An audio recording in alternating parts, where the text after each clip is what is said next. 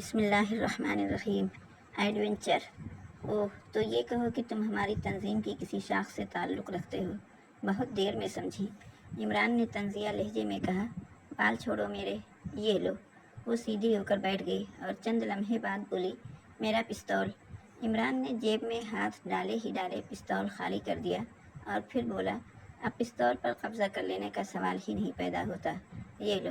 Adventure اور تنظیم، یہ دو الفاظ اس اچانک تبدیلی کا باعث بنے تھے اور عمران ان کے متعلق سوچ رہا تھا۔ لڑکی نے اس کے ہاتھ سے پستول لے لیا اور بولی، آپ کس شاخ سے تعلق رکھتے ہیں؟ شاخ آہو سے، بلکہ پنج شاخہ سمجھ لو۔ نہیں بتانا چاہتے؟ چوئنگم۔ عمران نے چیونگم کا پیکٹ اس کی طرف بڑھاتے ہوئے کہا۔ اس بار اس نے چپ چاپ پیکٹ لے لیا اور بولی، ہم کب تک یہاں بیٹھے رہیں گے؟ اس آواز نے سارا کھیل بگاڑ دیا، ورنہ میں تو اس جگہ تک پہنچ چکی تھی۔ ہاں، وہ آواز۔ آپ کس لیے آئے تھے؟ متعدد معاملات تھے۔ خیر ہوگا، ہمیں یہاں سے زیادہ دور نہیں رہتی۔ احتیاطاً ہمیں کچھ دیر اور یہیں رکنا چاہیے۔ چھپے ہوئے لوگ بھی حرکت میں آ گئے ہیں۔ میں نہیں سمجھی۔ کچھ تو باوردی ہیں جو کھلے عام پہرا دے رہے تھے اور کچھ CID والے جو ادھر ادھر چھپ کر عمارت کی نگرانی کر رہے تھے۔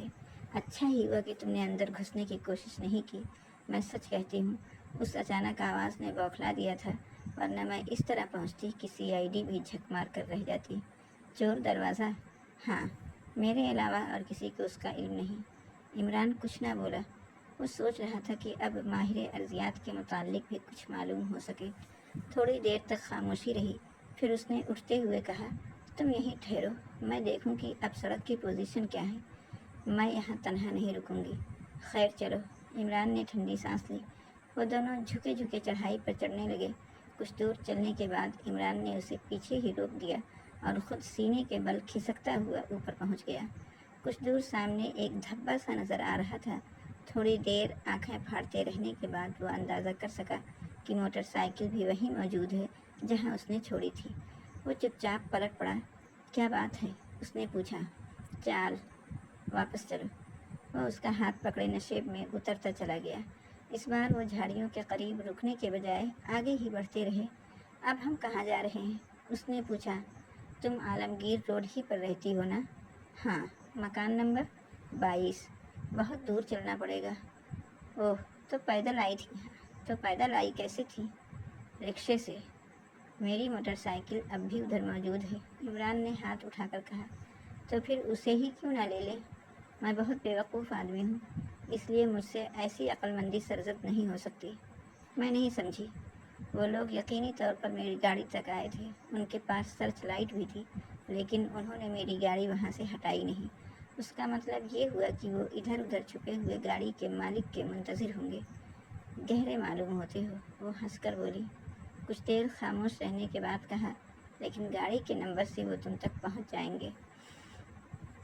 جو نمبر اس وقت گاڑی میں موجود ہے وہ دنیا کے کسی رجسٹر میں انہیں نہ مل سکیں گے۔ جعلی نمبر؟ ایسی مہمات میں اصل نمبر کبھی استعمال نہیں کیے جاتے۔ اتنی دور پیدل بڑا چکر پڑے گا۔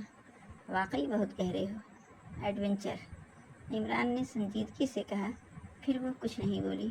عالمگیر روڈ کی عمارت بہت پیچھے رہ گئی تھی۔ وہ لمبا چکر لے رہے تھے۔ عمران اندازہ کر چکا تھا کہ کہاں سے مڑ کر وہ سیدھے 22ویں عمارت تک پہنچیں گے، لیکن دفعتاً انہیں پھر ایک دشواری کا سامنا کرنا پڑا۔ سرچ لائٹوں کی شعاعیں میدان میں دور دور تک چکرانے لگی تھی۔ ایک بار وہ روشنی کی زد میں آئے اور پھر اس سرچ لائٹ کی روشنی ان کے ساتھ ہی ساتھ حرکت کرتی رہی۔ یہ کیا ہوا؟ وہ بوکھلا کر بولی، پرواہ مت کرو۔ تمہارا نام کیا ہے؟ ساجدہ حبیب۔ حبیب شوہر ہیں؟ نہیں، والد۔ گڈ، تو تم فی الحال ساجدہ درانی ہو اور میں کرنل نادر درانی۔ کیوں؟ تمہارے گھر پر اور کون ہے؟ کوئی بھی نہیں، میں تنہا رہتی ہوں۔ یہ اور بھی اچھا ہے۔ وہ دیکھو، دو باوردی پولیس والے ہماری طرف آ رہے ہیں۔ سرچ لائٹ کی شعاع اب بھی ان کے ساتھ ہی حرکت کر رہی تھی اور وہ پوری طرح روشنی میں تھے۔ عمران نے اسے دیکھا۔ خاصی خوبصورت لڑکی تھی۔ عمر زیادہ سے زیادہ 24 سال رہی ہوگی۔ سیاہ پتلون اور سیاہ جیکٹ میں ملبوس تھی۔ اپنے کپڑے جھاڑ ڈالو، عمران نے کہا، اور اس کا ریڈی میڈ میک اپ جیب سے نکل کر چہرے سے جا لگا۔ طوطے کی چونچ کی طرح جھکی ہوئی پلاسٹک کی ناک اور اسی سے منسلک نقلی مونچھیں۔ और फिर उसने ओवर कोट का कॉलर भी गिरा दिया। बहरहाल लड़की उसका चेहरा मेकअप में ही देख सकी थी। दफतन उनकी तरफ आने वालों में से किसी ने गरज कर कहा, halt, who is there? Friends, Imran ने जवाब दिया और रुक गया। वो तीर की तरह करीब आए और इमरान ने बारोब लहजे में पूछा, क्या बात है, आप लोग इस वक्त यहाँ? इमरान हाथ हिलाकर बोला, क्या यह कोई ममनुआ इलाका है? हम चहलकदमी कर रहे हैं। आप कौन हैं? Colonel नाजिर Durrani of 2nd battalion Babar regiment. क्या आप अपने कागजात दिखा सकेंगे क्या? इमरान बदली हुई आवाज़ में हलक फाड़ कर दहाड़ा, मैं कागजात हर वक्त जेब में लिए घूमता रहता हूँ। माफ़ कीजिएगा कर्नल साहब, दूसरे ने किसी कदर मरूब होकर कहा, यहाँ एक कत्ल हो गया है। तो फिर हम क्या करें? इमरान आगे बढ़ता हुआ बोला, जो कुछ पूछना हो 22 आलमगीर रोड में आकर पूछना। लड़की उसका बाजू पकड़े उसके साथ घिसटती रही। वो खौफजदा थी। कुछ देर बाद वो फिर अंधेरे में थे। सर्च लाइट ने उनका पीछा छोड़ दिया था। ज़रा आहिस्ता चलो, लड़की बोली।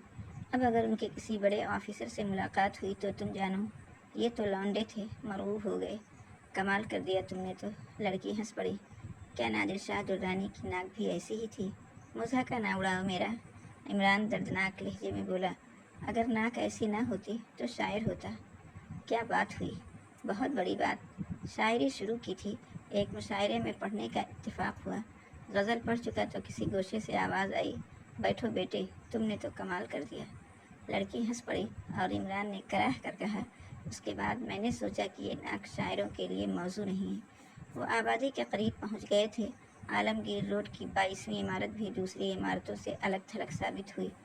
तुमने उन्हें पता बताकर अच्छा नहीं किया। लड़की को तशवीश लहजे में बोली, यकीन करो कि उनमें से कोई भी उधर का रुख नहीं करेगा। उन्हें तो सिर्फ एक आदमी को किसी न किसी तरह उसमें फांसना है।